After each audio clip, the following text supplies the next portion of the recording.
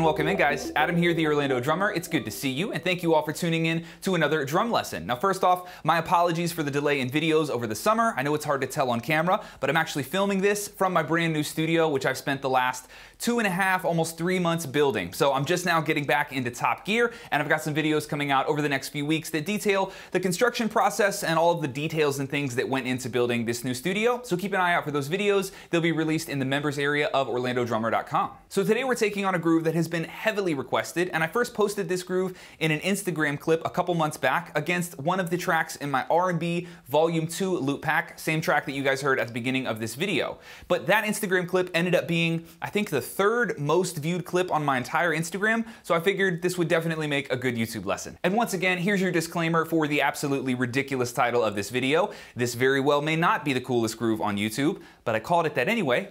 Do something about it. All right?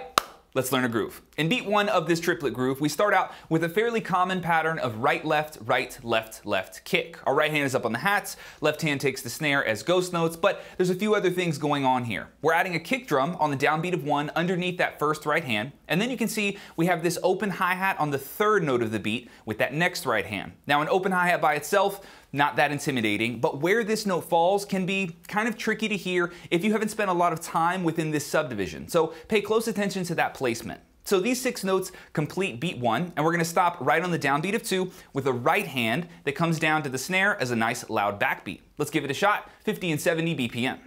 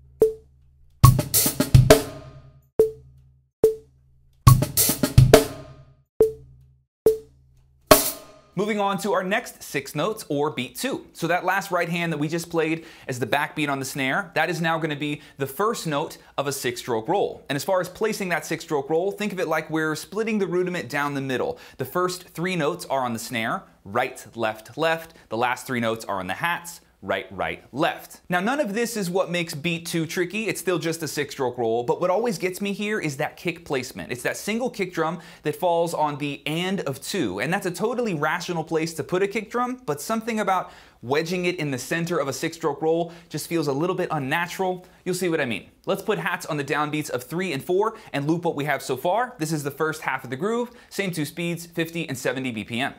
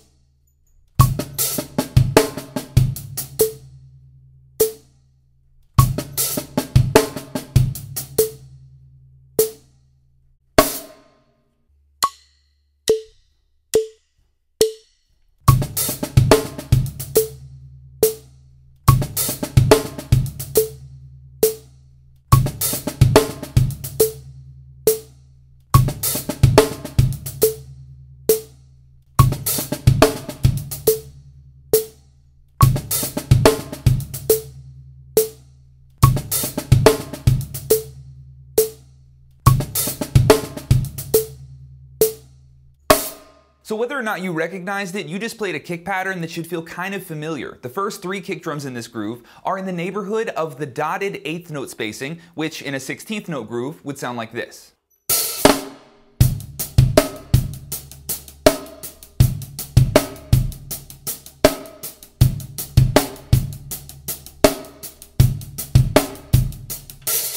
So that 16th note groove that's in 50,000 songs has a kick drum spacing that's based on hitting every 3rd 16th note, which again should be kind of familiar. 1 E and a 2 E and a 3 E and a 4 E and a 1 E and a 2 E and a 3 E and a 4 E and a. Now in our triplet groove today, the first kick and the third kick are in the exact same place as they are in that familiar groove, the downbeat of 1 and then the and of 2. But the second kick drum, that middle kick, is not in the same place because mathematically we've used the subdivision of triplets to move that kick later in time than where it would have fallen in the 16th note version. That would be the of beat 1. And this gives us the same general groove and feeling of those dotted 8th note kick drums, but now with this late, beefy, and I guess more importantly, a triplet swing to it. Anyway, shit to keep in mind. Or don't, just play the pattern, you will figure it out. So now let's push forward from the downbeat of 3 where we left off, and this is nice and easy. In beat 3, we have a pattern of right, left, left, kick, right, left. We're ghosting that left hand diddle on the snare, and both of the right, left singles at the end of this beat can go up to the closed hats. We'll finish on the downbeat of 4 by bringing that right hand down from the hats to the snare as our last backbeat, 50 and 70 BPM.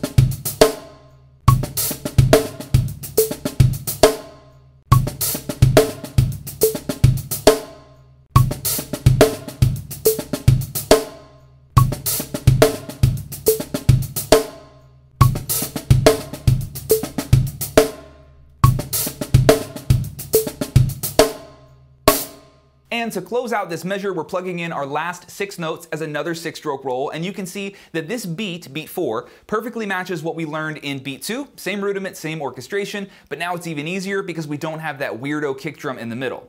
But there's a little bit of a mind game happening here that I want to point out. When we started off this groove, we used the pattern right, left, left, and we can find that pattern again at the end of beat 3, leading into beat 4, if we choose to look at it this way. So something you might want to ask yourself is, how do you want to group the last 8 notes of this measure? Do you hear and feel that 5-note grouping with a right, left attached to it? Or is it 2 single strokes to end beat 3 that lead into a 6-stroke roll in beat 4? You have to make the decision of how these notes are going to be grouped together in your own mind. And there isn't really a correct way of doing this, it's just whatever clicks for you personally. So if you're building complex phrases like this one, it's important to be able to step back sometimes and ask yourself, is there an alternative way that I can frame out this sequence of notes? It can really change how you interpret different ideas, and it'll give you tons of mathematical places to explore. So, final groove, we'll try this out at 3 speeds now with our goal tempo being 90 BPM. Good luck, guys.